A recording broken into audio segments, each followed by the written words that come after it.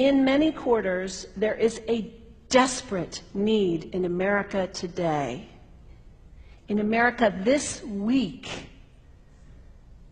for a healthy dose of religious humility.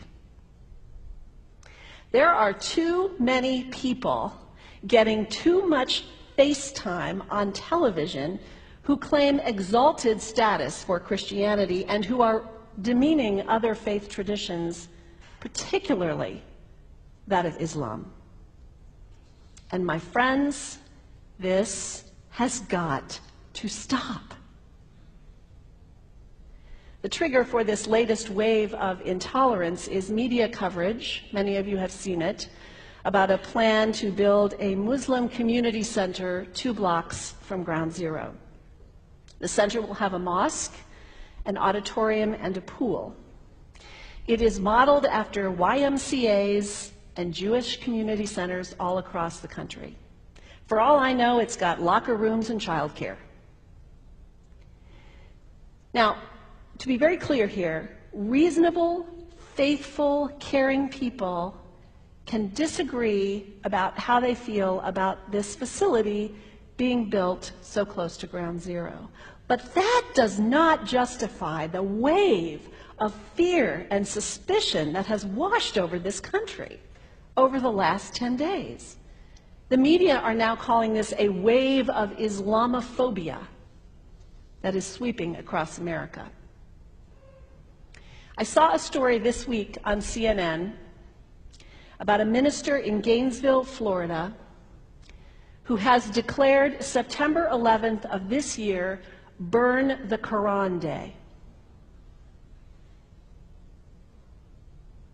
Thank you for your reaction. That was mine. This guy is a minister at a non-denominational church called the Dove World Outreach Center. He said all kinds of disparaging, insulting, inaccurate things about Islam that I'm not going to repeat from this pulpit. His message is about hate and fear, and I can assure you there is nothing in the Gospels, there is nothing in the teaching of Jesus Christ that says anything about burning the holy texts of other traditions. It is not there. The proposed burning of the Quran is obscene. It is not the work of peace. It is not the work of understanding. It is not the work of building bridges. It is insanity. Now, the good news is there are a lot of groups, a lot of churches, even the National Association of Evangelicals, who are condemning this action and urging the church to cancel their event. A conversation about God demands grace, an openness, a willingness to learn, to have our own ideas challenged, our convictions questioned. These are the hallmarks of humility. When I was in seminary, I read from someone whose name is lost to me now, when you speak of God, your voice should shake a little. You know, Jesus had no time for religious know-it-alls. He saved some of his harshest criticism for church leaders, for the Pharisees, the religious leaders who were so certain about who was out and who was in, who was holy and unholy, clean and unclean. Jesus was forever taking all this religious certainty and turning it on its head. And we can only imagine what Jesus would have said about Pastor Terry Jones and his Burn the Quran campaign. I think he would say, this has got to stop. Followers of Islam believe that the Quran is a collection of revelations received by the Prophet Muhammad from God about 1400 years ago. They believe that Muhammad was the last of a series of prophets and teachers and messengers that included Adam, Moses, Jesus, Abraham, all names revered by us as well. The word Islam means peaceful surrender to the will of God. The Qur'an was written at a time when the Muslim people were being driven from their homes, persecuted, and killed. The Old Testament was written at a time when Jewish people were being driven from their homes, persecuted, and killed. And religious scholars will tell you that most holy scriptures have stories of war and violence in them. Throughout history, most faiths have used these texts to justify violence. And if there's anyone in this room at this moment who's thinking that I've got it wrong, after church today, pull out your Bible and look up Psalm 137. And you'll see that our own text has passages that can make us uncomfortable. But also, like the Bible, the predominant message of the Qur'an is of peace and care and loving God, justice, care for the neighbor, care for the stranger. In the Bible, we have thou shalt not kill. In the Qur'an, we have whoever kills another, surely he is killing all of humanity. And whoever saves the life of another, surely he saves the lives of all humanity. These are words of peace, words of faith, words that could save the world if we would take them to heart. The second thing you can do the next time someone sends you one of those emails demonizing Islam, delete it. Don't forward it.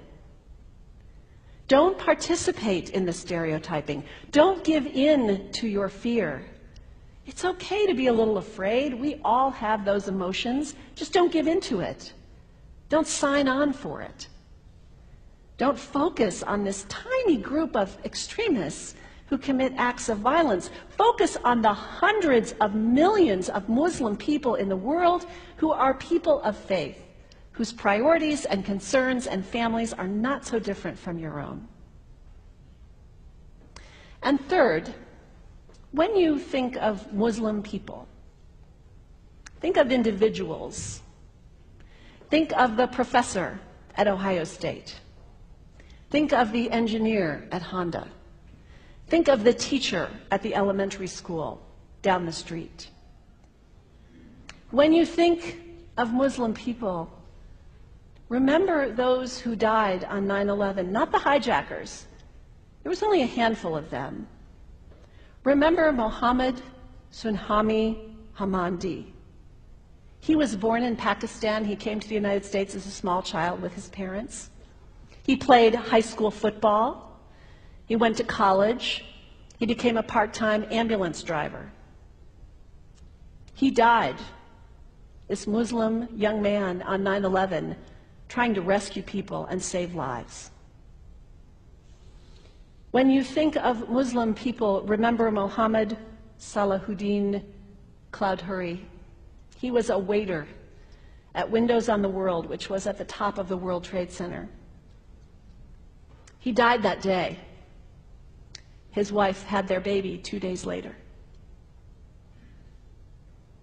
When you think of Muslim people, remember Rama Salih.